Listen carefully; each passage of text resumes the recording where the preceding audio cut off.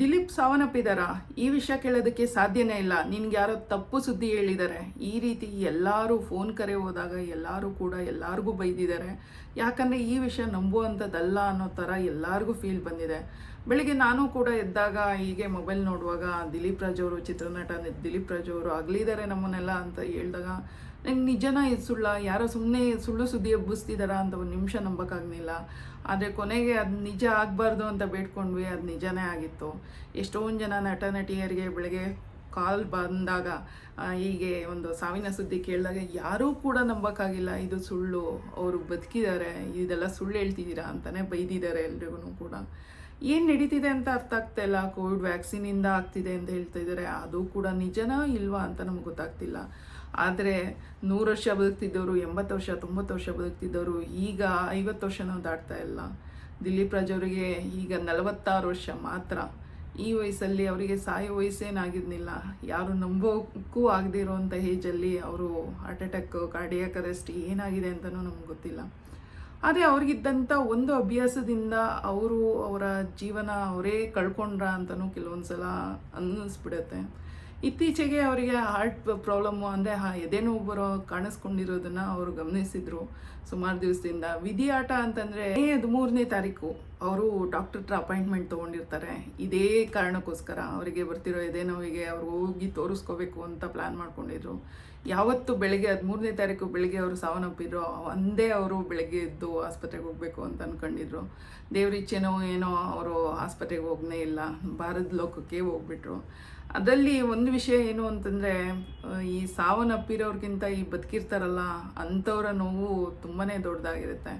ಪ್ರೀತಿಸಿ ಮದುವೆ ಆಗಿ ಇಬ್ಬರು ಮುದ್ದಾದ ಮಕ್ಕಳು, ಹೆಂಡ್ತಿನ ಜೀವಕ್ಕಿಂತ ಹೆಚ್ಚು ಅನ್ನೋಕ್ಕಿಂತ ತುಂಬಾ ಒಂದು ಪುಟ್ಟ ಮಗು ಥರ ಹೆಂಡ್ತಿನ ನೋಡ್ಕೋತಾ ಇದ್ರು ಅಂತ ಹೇಳ್ತಾರೆ. ಏನೇ ಸಿನಿಮಾ ಇರಲಿ, ಸೀರಿಯಲ್ ಇರಲಿ, ಎಲ್ಲ ಜಾಗದಲ್ಲೂ ತನ್ನ ಹೆಂಡ್ತಿ ಜೊತೆನೇ ಇರೋರು, ಪ್ರೀತಿಯಿಂದ ಇರೋರು ಅಂತ ಹೇಳ್ದವರೆಲ್ಲ, ಅವ್ರನ್ನ ಹತ್ರದಿಂದ ನೋಡಿದವರೆಲ್ಲ ಹೇಳ್ತಾರೆ. ಈಗ ಅವರ ಹೆಂಡ್ತಿಯ ನೋವು, ಸಂಕಟ ಆ ಭಗವಂತನಿಗೆ ಕೇಳಿಸ್ತಿಲ್ವಾ ಅಂತ ಒಂದು ನಿಮಿಷ ಅಂತ ಅನಿಸುತ್ತೆ.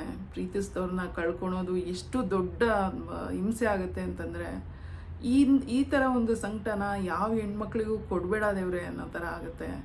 ತುಂಬ ಅಂದರೆ ಕುಟುಂಬಕ್ಕೆ ತುಂಬಾ ಟೈಮ್ ಕೊಡ್ತಿದ್ದಂಥ ವ್ಯಕ್ತಿ ದಿಲೀಪ್ ರಾಜ್ ಅವರು. ಹಾಗೆಯೇ ಹೆಂಡ್ತಿ ಮಕ್ಕಳು ಯಾವುದೇ ಕೆಲಸ ಇದ್ರೂ ಅವರಿಗೆ ಯಾವ ಟೈಮಿಗೆ ಅವ್ರು ಬರಬೇಕು ಅಂದರೆ ಅವರು ಅಲ್ಲಿ ಹೋಗಿ ತಲುಪ್ತಾಯಿದ್ರು ಅಂತ ಹೇಳ್ತಾರೆ.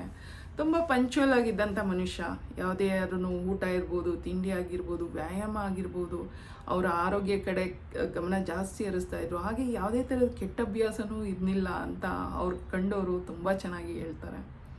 ಇತ್ತೀಚೆಗೆ ಅನ್ನಿಸ್ತಿರೋದು, ಇವಾಗ ಪುನೀತ್ ರಾಜ್ಕುಮಾರ್ ಅವರಾಗಿರ್ಬೋದು, ಈಗ ದಿಲೀಪ್ ರಾಜ್ ಆಗಿರ್ಬೋದು, ನಮ್ಮ ಚಿತ್ರರಂಗದಲ್ಲೇ ಸುಮಾರು ಜನನ ತೊಗೊಂಡ್ರೆ ಈ ಹಾರ್ಟ್ ಪ್ರಾಬ್ಲಮಿಂದನೇ ಸತ್ತಿರೋರು ಜಾಸ್ತಿ. ಅದರಲ್ಲೂ ಹೆಲ್ತ್ ಬಗ್ಗೆ ಗಮನ ಹರಿಸ್ತಿದ್ದವರೇ ಜಾಸ್ತಿ ಇದ್ದಾರೆ. ಅದರಲ್ಲೂ ದಿಲೀಪ್ ರಾಜ್ ಅವರು ಅವರ ಒಂದು ಅಭ್ಯಾಸದಿಂದನೇ ಅವರು ಸಾವನ್ನಪ್ಪಿದ್ರ ಅಂತ ಎಷ್ಟೊಂದು ಕಡೆ ಮಾತು ಬರ್ತಿದೆ. ಏನಕ್ಕೆ ಅಂತಂದರೆ, ಸ್ಮಾರ್ಟ್ ವಾಚು, ಅವರು ಬಳಸ್ತಿದ್ದಂಥ ಸ್ಮಾರ್ಟ್ ವಾಚು ಅವ್ರನ್ನ ದಾರಿ ತಪ್ಪಿಸ್ತಾ ಅಂತ. ಅವ್ರಿಗೆ ಎದೆ ನೋವು ಬಂದಾಗೆಲ್ಲ ಅವರು ಪಲ್ಸ್ ರೇಟ್ ಇರ್ಬೋದು, ಹಾರ್ಟ್ ಬೀಟ್ ಇರ್ಬೋದು, ಅವರ ಸ್ಮಾರ್ಟ್ ವಾಚಲ್ಲಿ ನೋಡ್ಕೊತಾ ಇದ್ರು. ಅದು ಸರಿಯಾದ ಎಲ್ಲ ರೀತಿಯೂ ನೀಟಾಗಿ ಒಂದೇ ರೀತಿ ತೋರಿಸ್ತಿದ್ದರಿಂದ pulse rate normal, heart beats normal ಅಂತ ತೋರಿಸ್ತಿದ್ದರಿಂದ ಎಲ್ಲೋ ಅಲ್ಲಿ ಅವರು ದಾರಿ ತಪ್ಪಿದ್ದಾರೆ ಅಂತ ಅನಿಸುತ್ತೆ. ಅವರು ಎದೆ ನೋವು ಬಂದಾಗೆಲ್ಲ ಸ್ಮಾರ್ಟ್ ವಾಚ್ ನೋಡ್ತಾ ಇದ್ರಂತೆ. ಇದೆಲ್ಲ ಪಲ್ಸ್ ರೇಟ್ ಎಲ್ಲ ಆರಾಮಾಗಿದೆ, ಆಮೇಲೆ ಹೋಗೋಣ ತೋರಿಸ್ಕೊಳ್ಳೋಣ ಅಂತ. ಅವರ ಒಂದು ನೆಗ್ಲಿಜೆನ್ಸಿನೇ ಕೆಲವೊಂದು ಸಲ ಈ ರೀತಿ ಆಗೋದಕ್ಕೆ ಕಾರಣ ಆಗುತ್ತಾ?